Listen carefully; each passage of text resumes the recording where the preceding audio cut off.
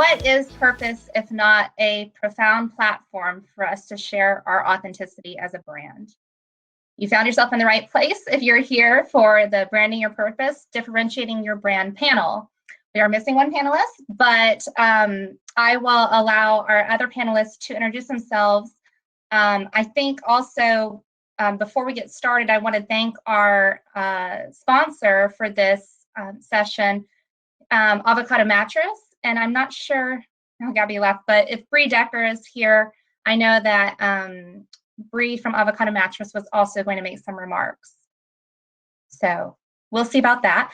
But to keep things rolling, I want to introduce you all to our prestigious, purposeful leaders and our panelists today as they share their points of view and their insights on this topic. Brandy, do you want to kick us off in introducing yourself?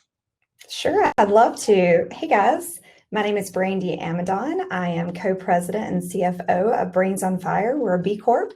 We're also a full-service creative agency, and we help community-driven brands launch, grow, and meaningfully impact the human experience. So we're excited to be here and spend some time with you guys. And then I'll give a shout out to Avocado Mattress. We have two, and they are awesome.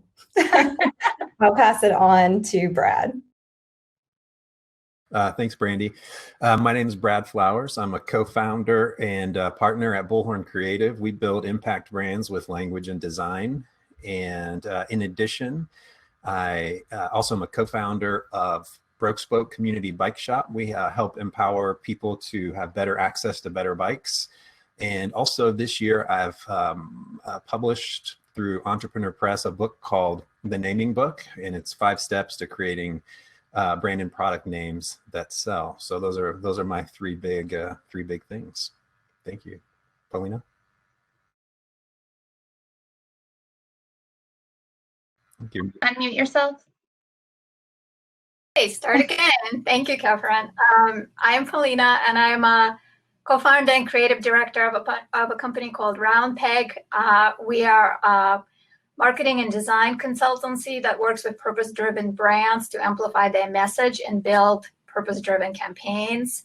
We're based right outside of Washington, D.C. in Maryland, and we've been a B Corp for a number of years. And one of the reasons I'm excited to be here today with you guys, because I truly love the B Corp community, have served as a B Corp ambassador, served on my B Local board, and now my latest kind of endeavor that I'm really excited about is getting involved with We the Change, which is a B Corp group of female CEOs. And I know that some of my friends from that group will be talking throughout the event later.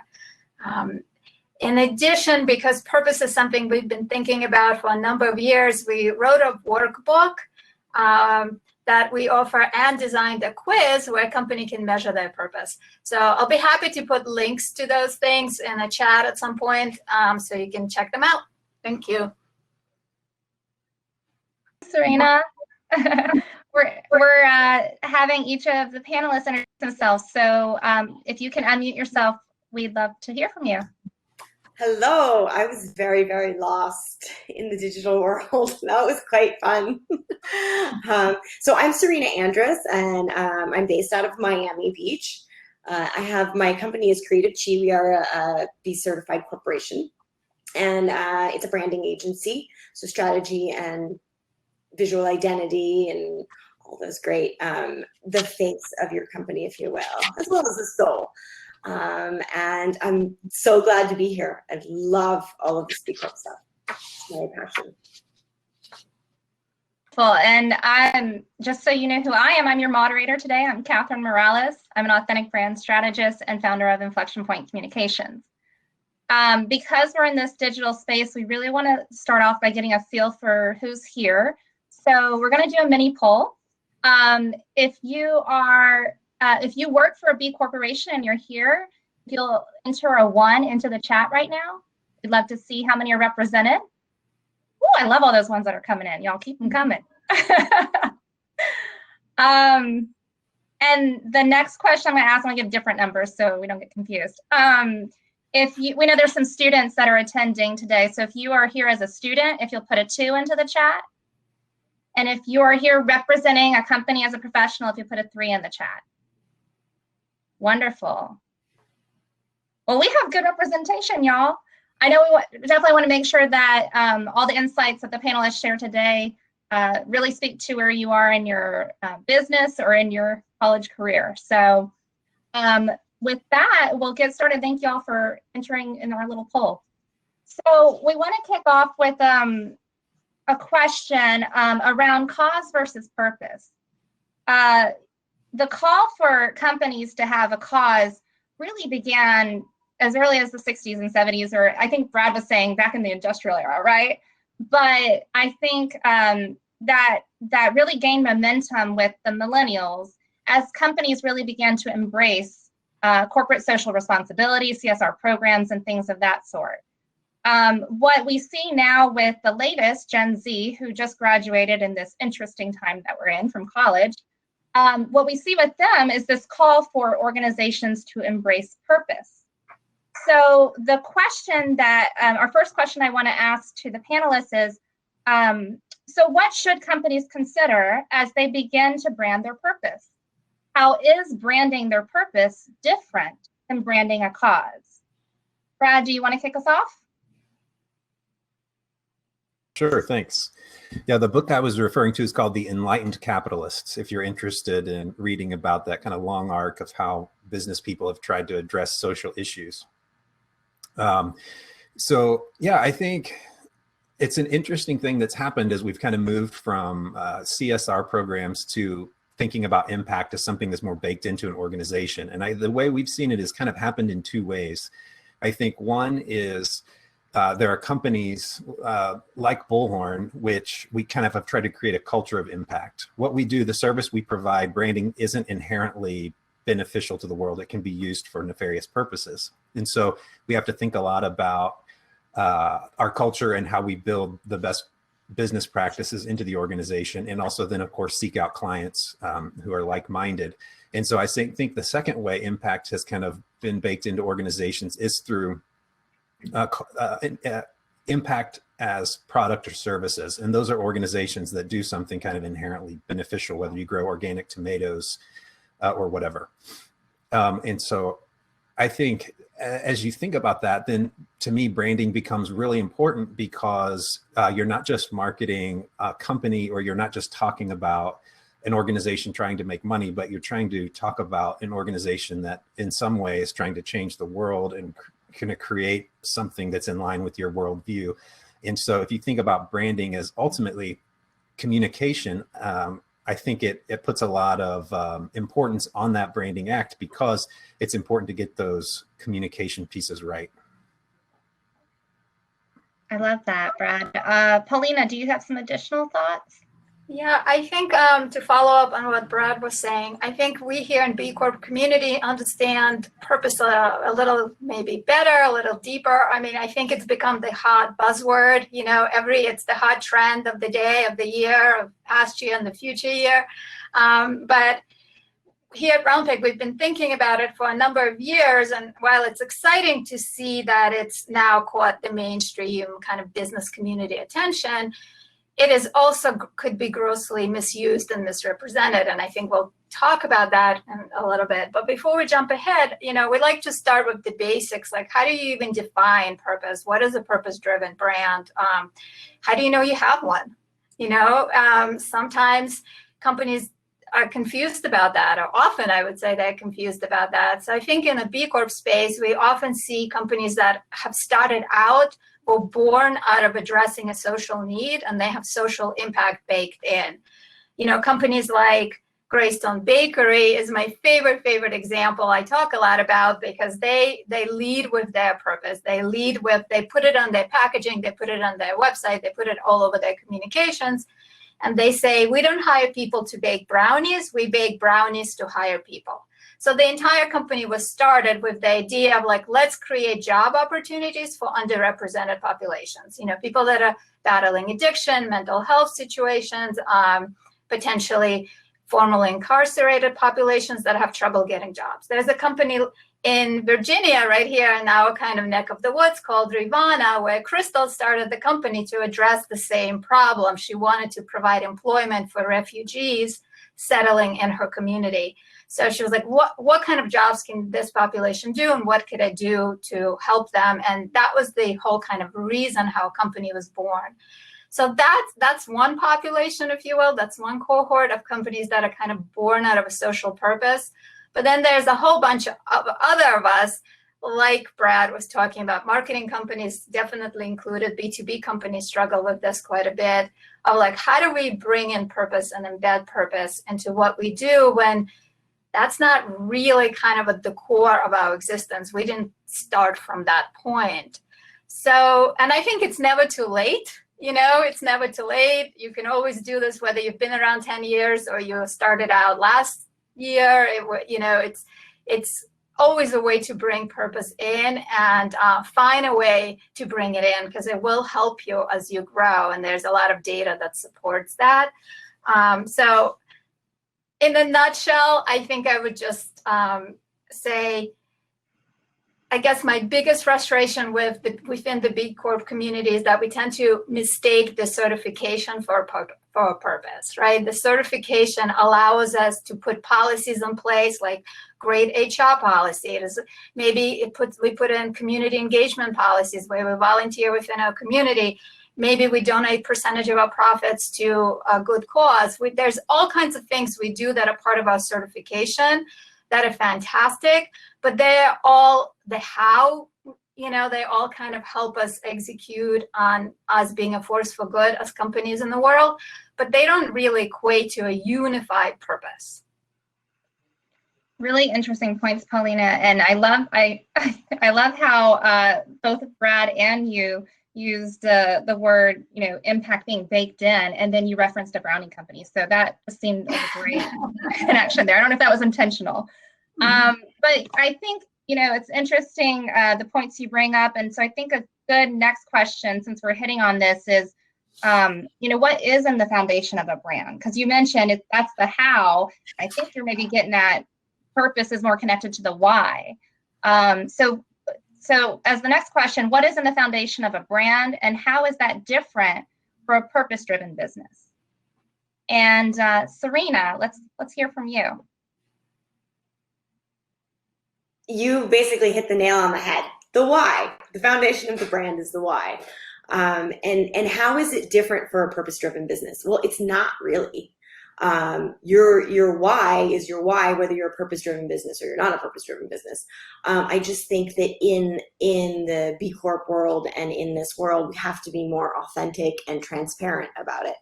And I think that and that's the trend anyways right now in branding, is to be authentic, to, sort of show your vulnerabilities, understand that even, companies are human.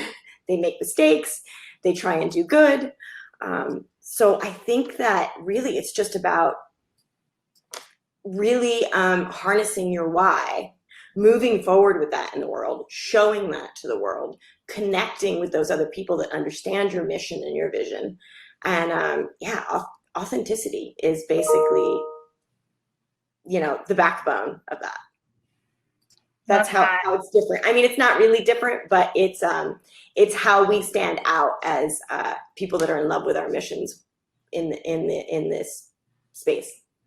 Yeah, I love that. And Brad, if you can add too, but I think it's interesting, given some of Pauline's statements in the first question, but how is that why something that's born out of the roots of the company, or is it influenced by the customers of the company? Like Polina, you hit on, is it in the roots in the beginning, or did they become more purpose-driven? So Brad, do you have any thoughts on that? I essentially agree with Sirena that it's probably not that different for a company like a B Corp or an impact-oriented company. I mean, I think the difference is probably historically, companies like ours have been able to kind of rest on that and haven't had to be particularly rigorous about their brand.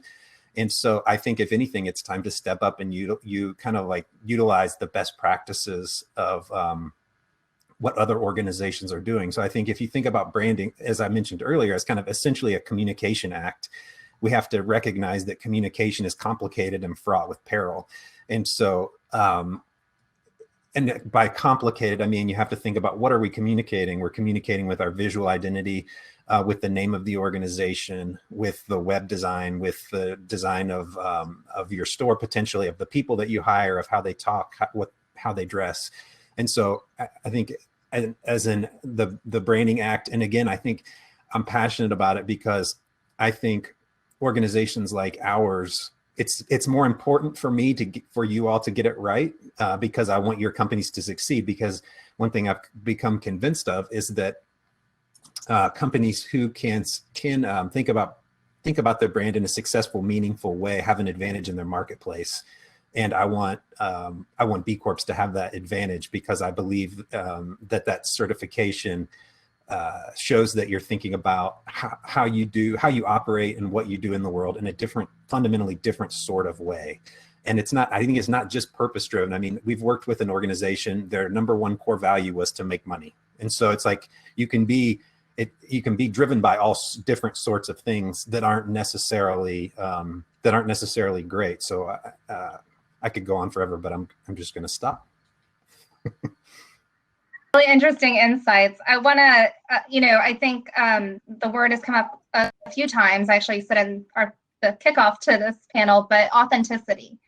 So I think one area that I'd love for us to hit on is we've all heard the term, greenwashing and good washing and impact washing, lots of washing.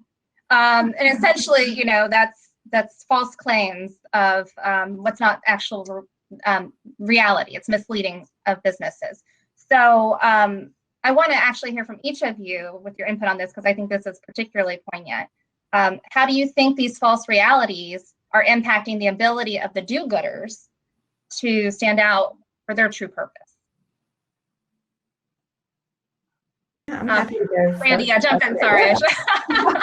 Free for all. Yeah, this is a great question. I think nowadays it's so easy for consumers and the public to call BS on brands and organizations. I mean, we know when people are being authentic or not. And so we know when we're being lied to, and we're also not very good at forgiving organizations. So I think those that are doing any type of the washing, the laundry list of things that they might be doing, they're at risk of a bad reputation. And I think it's hard to recover from that. So thinking of B Corps and those that, want to be authentic and tell the truth and be transparent, they're going to rise to the top. And I think that's the opportunity for those that are trying to be authentic and transparent, brownies, whatever it is, to state that purpose and why. I think those are the ones that are going to be sustainable over the long haul. Polina? Sure. Funny you should ask that. I was walking home yesterday and I passed my local Smoothie King, and in giant letters in their windows, it says smoothies with a purpose. And I was like stopped in my tracks, because I was like, what do they mean by that? Like, what is the smoothie doing? Is it delivering extra hydration? What are we talking about here? So this morning I was curious. I Googled it. I wanted to find out what's the Smoothie King's purpose. And, maybe there's something I don't know. And it was hysterical, because what it says on the webpage, it says achieving global brand leadership through franchising. So that's how they define purpose. And I think that's a great example of purpose washing, where it's like co-opting the word and the meaning around it for just total corporate purposes, So it's gotten so easy to do that. And it does take, I think, consumers to kind of look into it and see what do the companies mean by a lot of these things they throw out there. I think you're slowly starting a boycott of Smoothie King already, Polina. Sirena, thoughts? The greenwashing or the old school CSR, right? I just think it's an outdated model. When companies could, put out a snazzy marketing campaign saying, look what we did, we're so amazing. And at the same time, they're like, have companies that are hiring slaves or whatever. I think that we're smarter than that. I think that we've gotten to a place where the information is too easy to access. So even if H&M has a conscious line, I see that 90% of their company is not in line with that conscious line.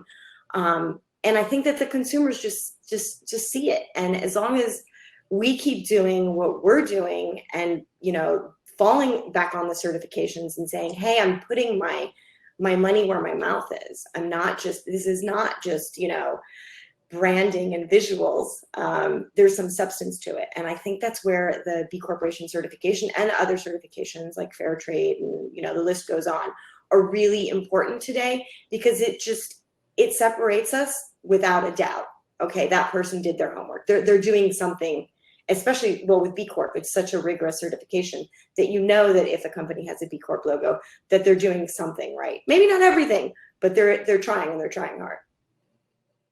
I love that. And Brad, if I can make this even more specific for you, since you specialize in literature and naming, I'm curious, you know, if the word authenticity or purpose is being, you know, ambiguous, like some people are doing it wrong, does that cheapen the word? Does it dilute it? Definitely. I think, yeah, I just wanted to acknowledge the great comments first. I appreciate all of your perspectives. I don't have a ton to add, other than I do think it can create, for people trying to create content on behalf of purpose-driven, or that's even another, like, what do we even call ourselves? There's no like agreement on like, what is this whole category? Because the language is slippery and it gets co-opted and then it gets changed again, and then it gets co-opted, then it gets changed again. So whatever we are, people who are trying to live in an honest way in the world, I think I just want to acknowledge that all of us, and especially probably us who do it for a living, it's hard, and it's it can be kind of paralyzing to get to the point of how do I say something that's authentic that isn't already co-opted by somebody else. And if you're interested, I don't need to go on about it right now, but I did publish a blog post today about kind of the five things that we tend to get stuck on when we're trying to create content, and then a checklist at the end of how to make sure that the content that you're writing does come from kind of a more authentic place and a place of differentiation. And that's on the bullhorncreative.com blog. Thanks for that, Brad. And please drop a link if you can in the chat. And I know, Polina, you have the helpful guide too, so y'all put the links in there for everybody. So beyond advertising, how do you build that interest and growth for your business, especially business to consumer relationship? And ultimately, what I think every brand and business wants, loyalty. What makes someone fall in love with your business and your brand? Brandy, you want to take us off? Brains on fire. Who doesn't want to fall in love, right? I think people want stories that they can find themselves in. We want connection. We want to feel, we want purpose. We want to feel part of something bigger than ourselves. And when a brand properly communicates their story, why they exist, their purpose, then that's an opportunity for us to fall in love with them. One example from Brains on Fire, we work with Hello Bello, one of our partners. They're in the baby product goods space, and it's not just about the diapers and the baby wipes and the baby products. It's about telling the story about parenting. It's hard, it's messy, it's sticky, it's gross. And Hello Bello is trying to give parents a space and one little way to make their life easier by saying you shouldn't have to pick between your budget and what's good for your baby. Here are these products. And telling that story of parenting that people can really identify with in that particular part of life, that builds brand loyalty and love. And people will continue to love that brand even past that stage of life because they were helped and had that story that they could share. To that, I have a 3.5-year-old, so that was it wasn't the face of like no, but yeah, like yeah, actually yeah, that's very true. Polina, thoughts? Yeah, I love that question. What makes you fall in love with a brand? Well, I think loyalty is about relationships, and like in a personal relationship, sometimes falling in love is easier than staying in love. So, we can falling in love with a brand happens, and it happens a lot and happens fast. And then maybe because they have a great product, a great placement, a great price point, something drives you. The three basic P's of marketing drive you to try a product, and you love it. But how do you keep that customer? How do you keep them loyal? And I think that's where the fourth P may come in, the P of purpose, of kind of interlacing purpose into the brand experience and the touch points makes all the difference. And essentially, not unlike in our personal lives, if you want to stay in love, it's going to take some resources, it's going to take some time, it's going to take some work. And I think in our professional lives, it's not that different. For brands to really build a relationship with their clients, it's going to take money, it's going to take time, it's going to take commitment, it's not going to happen overnight. It's all of those things still apply. So, and I think sometimes brands are impatient. They want quick results, they want fast buck, they want whatever it is they want, and kind of it's hard. It's purpose building and building purposeful relationship, loyal relationship with your customers takes, like I said, effort and time, and it's not something you do overnight. And that's why I think so many companies kind of don't go the long way, or maybe quit halfway there, just because it's not for the faint of heart. I love that. Oh, sorry, go ahead. Yeah. Sorry.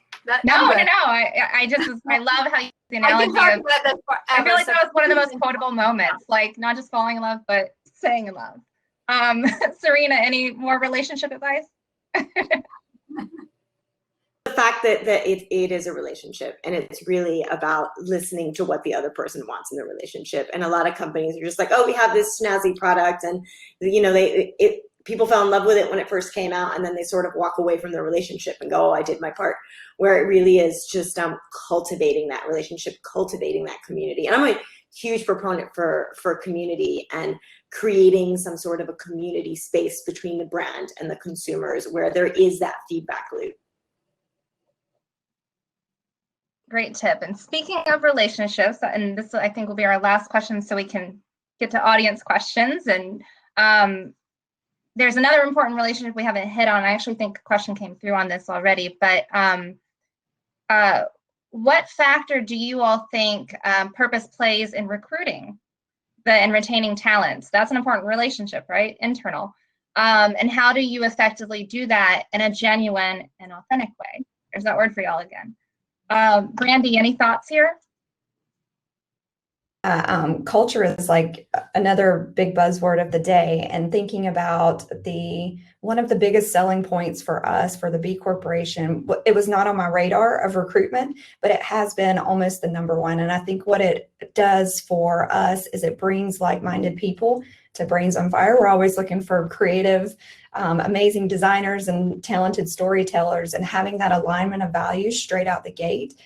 You guys know, working with your business, like one person bringing them into the fold can change the whole organization. And so it's so important to make sure that there's an alignment of values, that you have a purpose. And, we all get up and go to work. We work really hard, and we want to spend time with people that, feel that shared purpose. And, you want to look back on our time together, wherever we work at, and feel like you made a difference in the world. And I think what a B Corporation does, it just aligns those values. And so whether it's a student, nowadays they teach, B Corp in college, and whether they've heard of that or not, maybe they're Googling agency B Corps, or if they just come upon us and they find that connection, that's a huge win for us from an internal culture standpoint. Yeah, to follow up on that, I think that's great. What I think of is Tony Hsieh's quote in his book about Zappos. He says, your culture and your brand are two sides of the same coin. So it's kind of like different ways of looking at the same thing. And so I think it's a great way to kind of like summarize this conversation, is that all of the lines are being kind of dissolved and blurred currently. The kind of the lines between the business and the consumer, the line between internal and external language, between your employees and your customers. And so, I think being forward with the language and what drives you is really the only thing that works, and the only thing that kind of matters. It's the same thing that I think attracts customers is the same thing that attracts that attracts coworkers. And if there's kind of daylight between what you're saying and what you're doing, you know, everyone's going to know right away. So yes, getting back to the smoothies with purpose comment. Great points. Well, we have some wonderful questions from our attendees, so I want to get to that. And actually, I think since we are here organized by Be Local Georgia for a B Corp conference, it makes sense to answer this one. How can B Corps do a better job of telling the story about actually being a B Corp and what that means and why it matters? This attendee says, I worry that for most consumers, it's just another badge on your website and it doesn't carry any weight. Anybody have any thoughts there? I mean, I think it's a very legitimate worry. There's a reason B Lab has done so much work around building brand recognition of B Corp certification, you know, and has constantly sort of trying to engage the community of B Corps and using the, you know, Vote Every Day campaign. It's all about all of us kind of jointly building the movement. But I think to get to the kind of the root of the question is, how can B Corps do a better job of telling their story? And I think, you know, we always talk about, because B Corp certification is so poorly recognized, don't start there. Talk about all the things that you're doing. What is your company's purpose? What is the change you're making in the world? How are you engaged in the community you live in or work in? Like, what is it? What is the impact of the work you're doing, and lead with that? And the certification is just kind of a nod at the end of that story. Mm-hmm. Yeah, I think you can learn a little bit from the lessons from the other certifications like USDA Organic, and thinking about how, you know, they've been working on it for what, 30 years, trying to educate consumers on why you would buy an organic banana versus a conventionally grown banana. So I think we can learn lessons, and, you know, B Corp has some work to do in articulating and building their brand. And then I think we can also do our part saying what differentiates us from, and being upfront about what's different about us than other companies. Great points, thank y'all. I think this is an important one when it comes to running an organization. So how do your organizations balance making money and achieving your mission, especially when it comes to prioritizing internal resources and budget? Brandy, I know you're the CPA and CFO, so I'll let you take this one. Money. I love talking about money. This is a great question, because I think it's something we all struggle with. In order to be sustainable, we have to make money, and profit is an important part of how we live out our purpose. So for us at Brains on Fire, it was always the rub. What comes first, profit, people, or our clients? And so we just collectively agreed we have to take care of our people first. If we're not strong internally and from a culture standpoint and being authentic from within first, then we can't do any of the other things that we're trying to do in the world. And then second was from a financial piece, like we have to be able to take care of our clients, but we also have to be strong internally to do all the things that a B Corp requires of us from an HR standpoint. And if we're doing those two things well, then we'll be able to take care of our clients because we have a strong foundation. And so I think however you want to spin it from an internal standpoint, having those, checklist or a priority list that you can funnel decision making through is going to help you, whatever it is, to achieve those goals. But definitely having a priority list is pretty impactful. Anything else on the money question? We have a lot, so I'll keep moving. So we've hit on the how and why. We're coming back to it here. How do you sell workforces on B Corp? And this person's experience, it seems to be that we get stuck on why, and it holds up our how. But what do you do when not everyone is buying into that shift?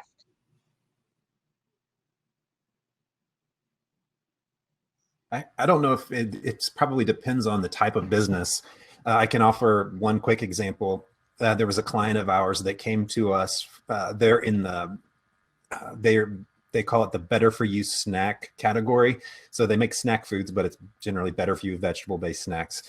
And it was a similar thing where they had a pretty hard divide between people who worked in the factory and people who were in the office. The people who were in the office were interested in doing it. the people who worked in the factory were very distrustful. And over time, the way they combated it is they just started doing little things over a matter of months and years. And they made the business case first and foremost. They saw that by thinking about what the outputs were and how could they recycle more, ultimately they saw that the business was more profitable by kind of embracing some of these best practices and considering all of the various stakeholders. They saw that it actually became more profitable, and then over time, that the business case led to the culture case, and so I think that's an example of a way some businesses could start to think about this. How you hit on money with that one too. So we had a question about B2C, but here's one, asking about B2B. So is it also significant in the B2B realm? Are companies starting to look for and prefer B corporations in that realm? What are y'all seeing? Absolutely in B2B, especially once you are a certified B corporation. That's at least in my case, I always go out of my way to try and buy B Corp. In fact, I won't buy clothing from a company that does not have some sort of certification, whether B Corp or for fair trade or whatever, when I go to the grocery store. And obviously I'm talking as a consumer, but also in my business, if my printer is a B Corp, which they're not because I'm in Miami and there are no B Corp printers here, but I make sure that they are using, the right inks and the right papers and that kind of stuff. So I think in B2B, it may even be more important than consumers, because once you're in that realm and in that thought, this is how I'm going to run my business, why would you go anywhere else other than to another B Corp or an aligned business? Yeah, I think we all represent B2B companies, and so it's important to all of us, and we've talked about it already in the sense that we're seeking out clients who are B Corps, but then also vendors. So I think on both sides of the equation, it's important, and we have a 3-year goal to do business only with other B Corps, and so it's like I think it's something that people are certainly thinking about B2B. I love how the preferred client list. So continuing on the questions around B Corp, what data exists that quantifiably supports the business case for becoming a B Corp? How can we help business owners see a greater potential?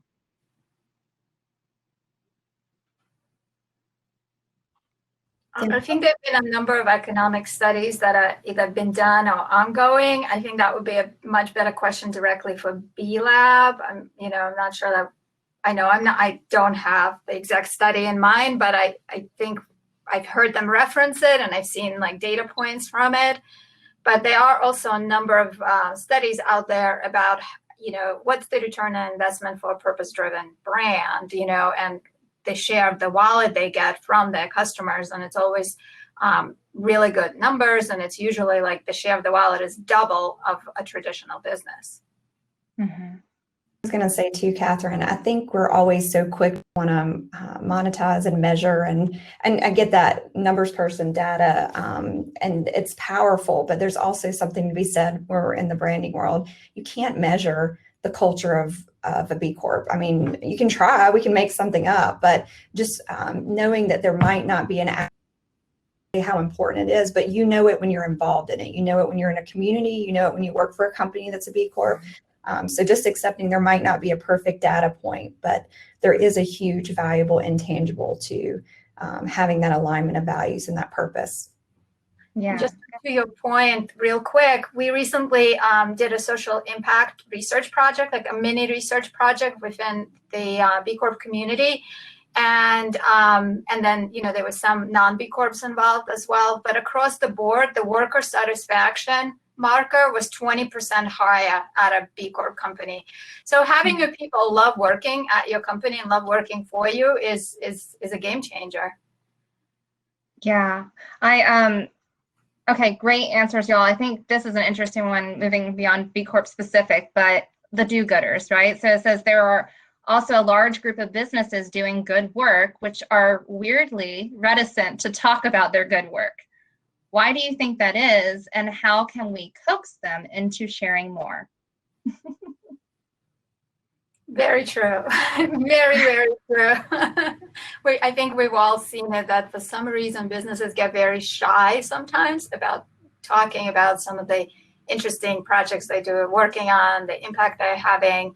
And it feels like boastful, and it feels like sort of wrong somehow, that, you know, and I think it is an attitude that does need to change, because it's often these case studies become inspiration for the younger students who are studying them, and whether it's in business school or outside of business school setting, and finding a way to talk about it. But a lot of times we'll recommend, look at all the stakeholders in this kind of impact, because it's probably not just you. You're probably not single-handedly moving a needle on any one given issue. So who are you partnering with? Is it your customers? Is it your community members? Is it your nonprofits that you may be aligning with? Like, who are the other stakeholders, and how can you bring everybody in and talk about it? Talk about everybody, and together what kind of impact you are making. That might be a little easier to do than sort of kind of shining a spotlight on any one company. This question gets exactly at the article I posted in the chat. And I think one specific thing that sometimes can hang people up, for example, we have a client who is they're a CBD company. We're based in Kentucky, so hemp is big here. And so in that space right now, there are a lot of kind of bad actors making all sorts of false claims about the product benefits, about how the product was grown, about the purity. The whole supply chain is kind of confusing, to say the least. And so, I mean, I think that's a legitimate thing. It's you're nervous about making any kind of claims about your product because you don't want to be lumped in with all of these people who are, or what I would consider what I would call the bad actors. So that's just another thought in addition to what Polina was saying.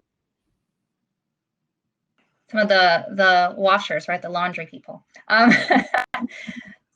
I think we'll take one more question. I know we have a special keynote to close this out here, but I think this is an interesting one. How can we realistically expect consumers who may not be green or conscious to have the knowledge, time, and curiosity to vet each brand they purchase from?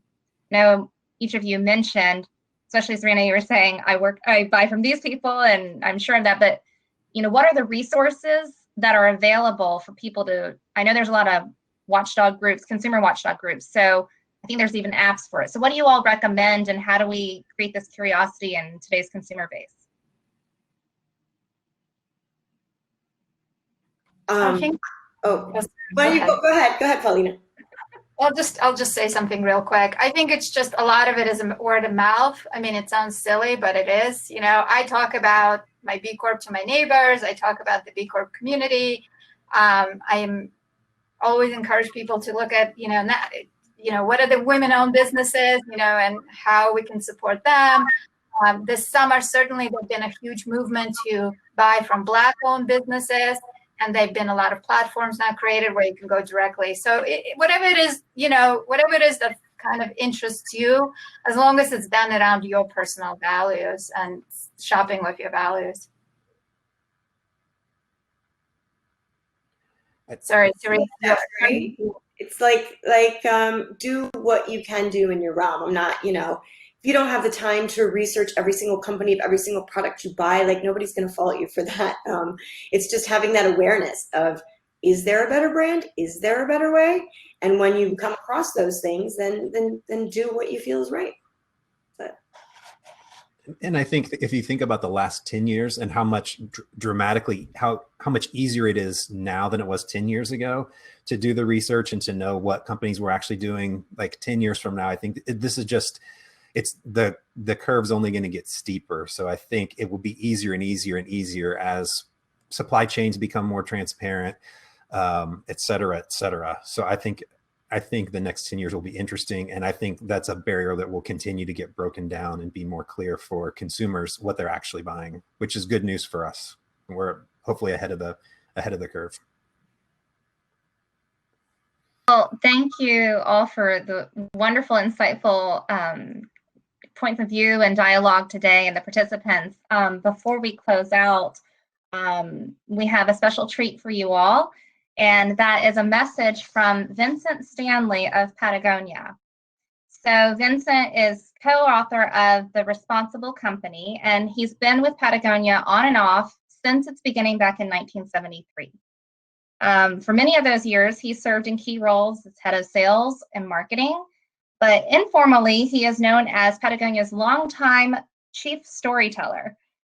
He helped develop Footprint Chronicles, the company's interactive website that outlines the social and environmental impact of its products, the Common Threads Partnership, which was the precursor to Warnware, as well as Patagonia Books. He currently serves as Patagonia Company Philosopher. It's a great title, right?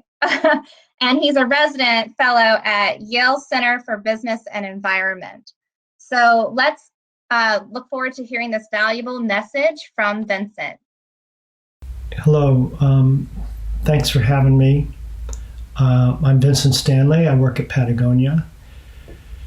I'm a huge fan of the B Corp movement. I've been involved with it since Patagonia became a B Corp in 2011. I spend a lot of my time speaking with people who are interested in becoming B Corps. And I think the B Corp movement has been important to Patagonia for a couple of reasons. One is that in spite of all of the work that we do on many different fronts to reduce our environmental impact, the BIA, the impact assessment, provides us the only holistic look at our practices, how we affect every stakeholder from employee to customer to supplier to communities to how we affect the planet. And it also provides an alliance, it provides a community for Patagonia and for all the other B Corps, enabling us to learn from others.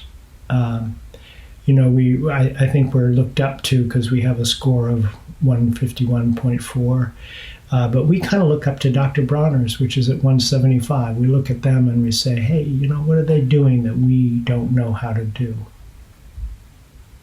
So the B Corp movement is important, and I think the B Corp movement, the B Corp process really helps companies to identify their purpose and to identify their core values. It's an interesting subject for me because when I started to work at Patagonia in 1973, it wasn't even a clothing company yet. We were making mountain climbing equipment. And we got into the clothing business primarily to kind of cover ourselves because the climbing business was terrific. We had a wonderful reputation. We were very proud of what we made, but it was a very small universe of mountain climbers in the late 60s, early 70s. And we were making about as much profit as we possibly could at about 1% per year. So the idea of the clothing business was to kind of cover ourselves, to create new opportunities. We viewed it as a much easier business. You could keep your hands clean selling clothing, which you couldn't do making climbing gear. But one of the things we discovered after as we came into one of our second big waves of popularity, as the sales grew, we were rather aimless about how we grew the business, how we developed it. I think it would be surprising for people to learn that at one point we had a horseback riding line, we had an equestrian line. We not only had a sailing line, we had 3 different classes of sailing gear.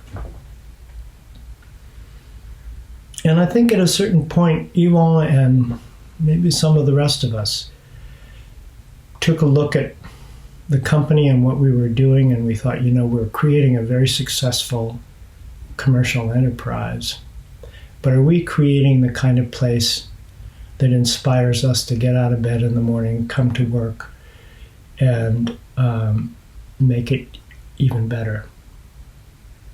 And I think the answer was no, that what we were developing didn't have much to do with our core values. Even though we were able to use the money to give 1% to environmental causes or use the money to create space in the catalogs to defend outdoor spaces, it was not enough. It did not really define or frame our daily activities. So what we did is we took buses, and we took buses of 30 employees at a time to places like the Marin Headlands near San Francisco or Yosemite Valley. And we sat around outside in a circle near the shade of a tree to discuss how we wanted to do business. And the way we organized the groups was by function. So finance went up together, HR, production, design, sales, general management. And we hashed out among ourselves, how do we want to do business? What does it mean to us? What will we be proud to do over the coming years? And the 8 functional business philosophies that we came up with ultimately became the heart of the book, Let My People Go Surfing. And so when I look back over the last almost 50 years now, I see the first 20 years of operating without clear principles, without things written down. And I see the last 30 years, and I see them very differently. And I see the last 30 years, however difficult sometimes have been, or however good sometimes have been, as directional, that we've been on a path, and that I don't think that was true for the first 20 years, even though the business was growing. One of the other things that interests me is how much having clear values makes a difference to community. We recently changed our mission statement. For 27 years, it was build the best product, cause no unnecessary harm, use business to inspire and implement solutions to the environmental crisis. And a few years ago, I think just December 2018, we really got to the point where Yvonne was once again frustrated that the mission statement had served us well. It was in some ways that we had really come to embody it. When we adopted that mission statement in the early 90s, it wasn't really true. It was really aspirational. We hadn't done much of what the original mission statement said: build the best product, cause no unnecessary harm, use business to inspire and implement solutions to the environmental crisis. But over the next few years, that became the dominant work of the company. But in December 2018, we adopted a new mission statement, much simpler, which just said, we're in business to save our home planet. And the reason we adopted this new mission statement was because the environmental crisis that we had been talking about for 30 years has become so intensified in the past 5 years or so. We've seen it in the fires in California nearly every year since 2017 that have disrupted the lives of 75% of our employees in California. You have seen in the Southeast the ferocity of storms. You're dealing in the major cities in Miami and Charleston and Savannah and the Gulf with sea level rise.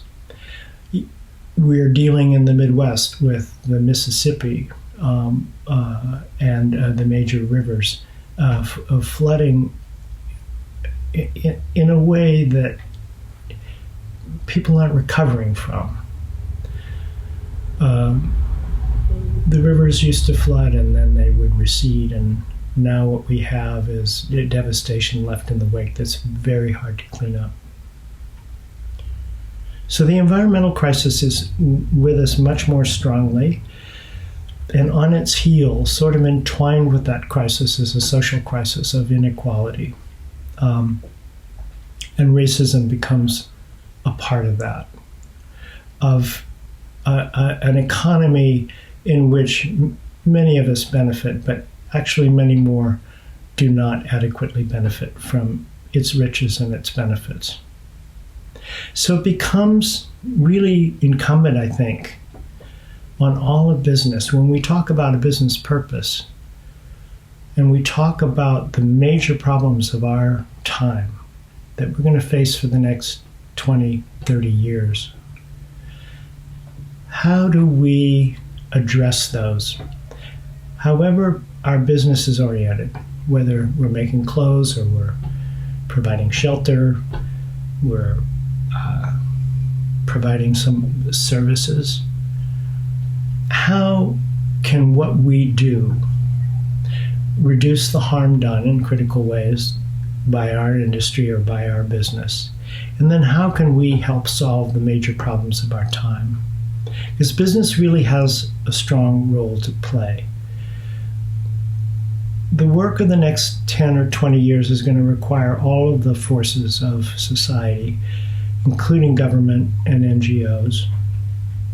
But what business can provide and what B Corps can provide is activity. We are innovative. We can act quickly, much more quickly than NGOs or government can. We don't require broad consensus. We can get an idea and get a few people together and get it done.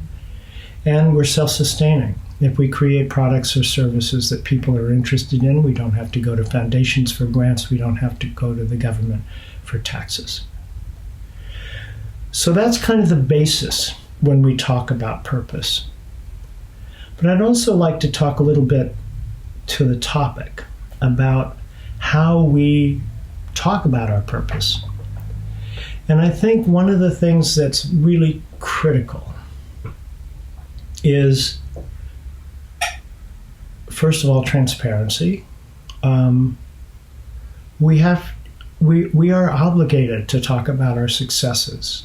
We are, because that makes it possible to teach others. It makes it possible for others to feel the confidence that, oh, so-and-so's done X, so we can do that too. So sharing successes is critical, but also sharing failures, and not in a kind of hangdog way, but hey, we tried this in this way and it didn't work. That becomes critical to creating a story that's credible to the consumer, and also to, in some ways, manage expectations. So if you're saying, okay, we did great, we eliminated this chemical in our product, but gosh, we don't know yet how to get rid of the plastic package it comes in, that creates credibility and creates a more intelligent conversation with the customer. Doesn't mean you're not going to get dinged for it. The other thing I think is really important is to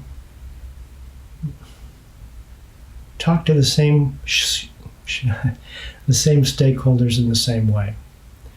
You really do not want to be telling your investors, well, we kind of do this stuff on the side, but this is the main thing. This is what you want to look at, is we've reduced SG&A by 8% and the margins are up.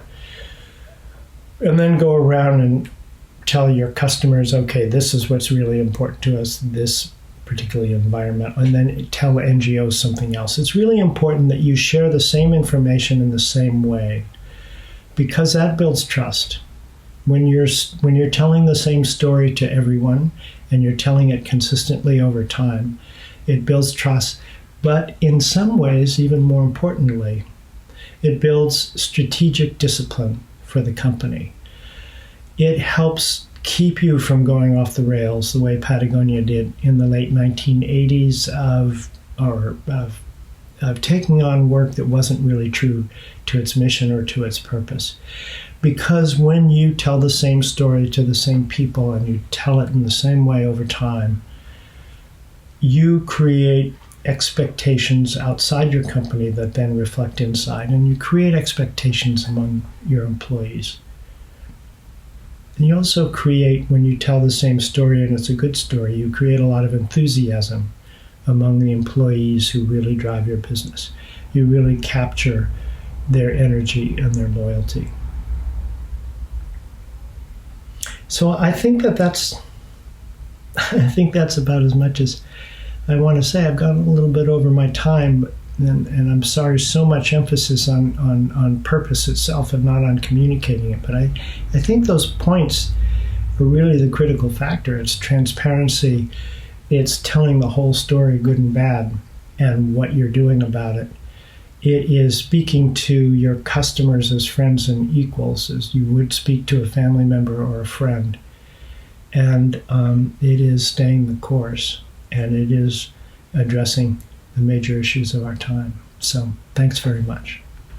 Well, I don't know about y'all, but it really was a gift to hear from Vincent. So thank you, Gabby, for getting that work in. And I believe they told us, and the other gift is we got the extra 15 minutes. So we're here till 12:45. So I want to do two things with the last few minutes here.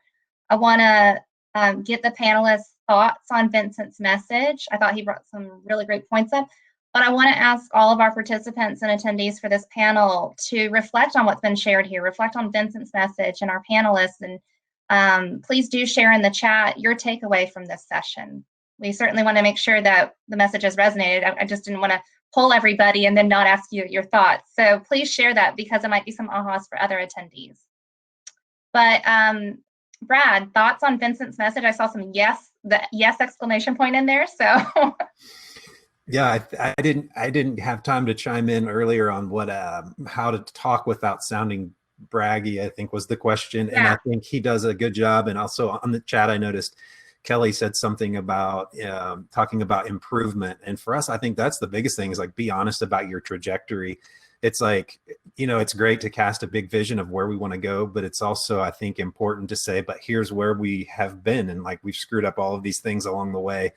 But we're trying, because I think that's, at the end of the day, it's like, people get, if you're a business, you're ultimately, people want to do business with other people, not with businesses. And so it's like, if you can be honest with your, as he said, with your successes and failures, I mean, I think that gets you most of the way there.